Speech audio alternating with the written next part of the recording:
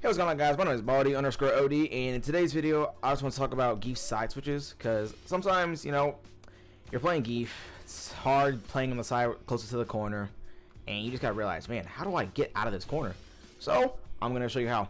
Now, honestly, a lot of the side switches I'm gonna show in this video, I would say they're pretty good, although they do sacrifice an okay amount of damage. It's not like, you do like less than 0.5% as like a normal standard combo or anything like that, but overall it's definitely less damage than doing a normal like optimal combo. But again, in a situation like this, it's more important to get the positioning, because then that can open you up to getting even more damage or even winning the game. So they're still worth it. That's why I felt the need to make this video. First thing I want to talk about first is the drive impact situation.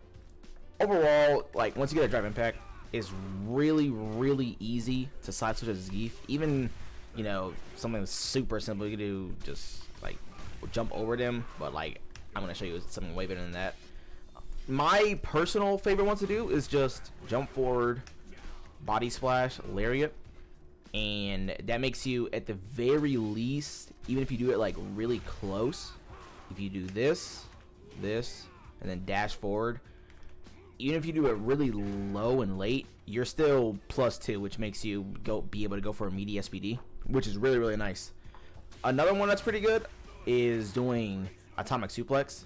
This one gives you pretty good meter, and it leaves you mid-screen, and you get to go for a normal drive rush mix-up or dash or any of the normal stuff with atomic suplex.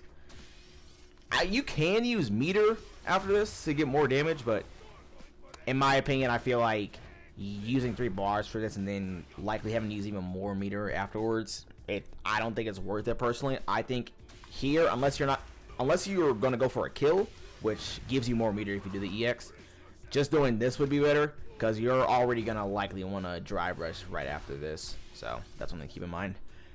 There's also 2 other options after drive impact. You can go for an EX air SPD, which ain't too bad. It's still 31%, and you can do normal drive rush stuff. This one is also pretty good if you want to drain like a little bit more meter, and that's doing level 1 afterwards. Before, this would like be pretty inconsistent, especially on like kind of wider characters like DJ, JP, Marissa, where if you did it too fast, you just straight up whiff and go over them. But thankfully, with the new patch, that's not an issue anymore. It's really nice. But there's also another move / situation that especially gives you more side switch opportunities, and that's after level 2. So obviously everyone knows Jackhammer. Jackhammer gives you a free side switch basically, and afterwards you normally just do crouching medium kick or stand medium kick or something like that. But even if you do the hell version, there are still ways to side switch here. I'll show you an example. See there, you kind of want to delay the second hell stab, because if you do it too early, then you're still going to be facing forward. I'll show an example here. See, look. And then if I do it too early, I'm not gonna get the hell stab. So you kind of want to delay it a bit. This one ain't too bad. You also get pretty decent meter off of it too.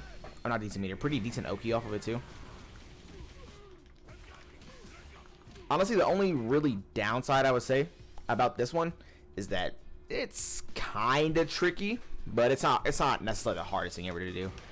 And one other thing about this combo is that, say after the second health tab, if you really want them dead, you can go for a level 1. I personally wouldn't do that though. Again, it's a lot of meter. That's 3 whole bars just for a 40% side switch. Like, you'd just be better off holding the meter. Another way to side switch, which in my opinion is definitely not one of the greatest, if you do say this, there is actually a different version of the Zangief side throw, Zangief side switch, and that's if you hold the opposite direction. This one is, in my opinion, like way worse than doing Jackhammer. Like, you literally don't want to do this unless it's for like style points, or you just think it looks cool at the end. And that's because not only does it do 100 less damage than Jackhammer, but the Oki is actually worse because you're +5, and then on top of that, you're sent farther out. So see, like, that barely works, but even then, they have enough time to do a 4-frame and it beat out the crouching medium kick. So you can do that, I guess, but I don't see any reason why you do that over just doing jackhammer. Let me think. And then, you know, obviously you can just do this after, which I mean, you can do that if you want, I guess. If you're in the corner, that does get you an opportunity to go for, you know, stomps. You get to go for, you know, the SVD. You can go for just, you know, hell stab combo, anything like that. But yeah, overall, in my opinion, I think the best move to side switch with, it's either back throw, jackhammer, or atomic suplex. These ones, not only do they give pretty good Oki afterwards, but they don't really sacrifice damage too much. When it comes to after a drive impact, though, I think just doing body splash lariat's your best bet because it's good Oki. You get to go for a good mix up, and it also doesn't use too much meters, just as a normal 1 bar. And even the damage is not that bad. Like, it's 23%, so I don't think the damage is all that bad. It's like that's like a normal standard Zangief combo, and you drain what, a bar and a half a meter. So that's definitely not bad. There was also another thing you can do, which is after a sweep, which I like to do sometimes. Is after a sweep, you get to a drive rush into a knee. The main problem with this one though is that you're 0 after the knee. So after the knee, they can mash and they would beat your 4-frame, or they'd beat your SVD, which sucks. There's definitely mind games to this one, but it's just an option that's there. And even then, since you're -0, like technically you can go for this pretty easily. And if you really want to, you can even go for a level 1. But honestly, I would mainly just do that if you feel like you need to side switch in the corner like immediately, or like you're in a bad situation. But you definitely want to be careful after you do the knee, because it's not really in your favor, but thankfully it's also not in your opponent's favor.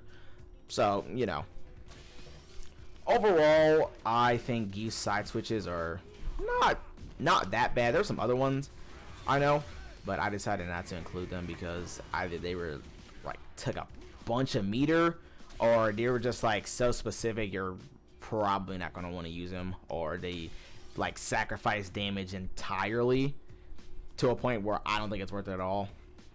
So that's just me. This is going to be I'd say a shorter video, because there's honestly not too much to talk about when it comes to Geef side switches, but I felt that they're important enough to where I can make a video for them. If you guys like this video, remember to like, comment, subscribe, all that stuff. I plan on making another video this week, or doing a stream sometime, maybe on YouTube, likely on Twitch though, who knows. Anyways, that's all I have for this video. I'll see you guys later.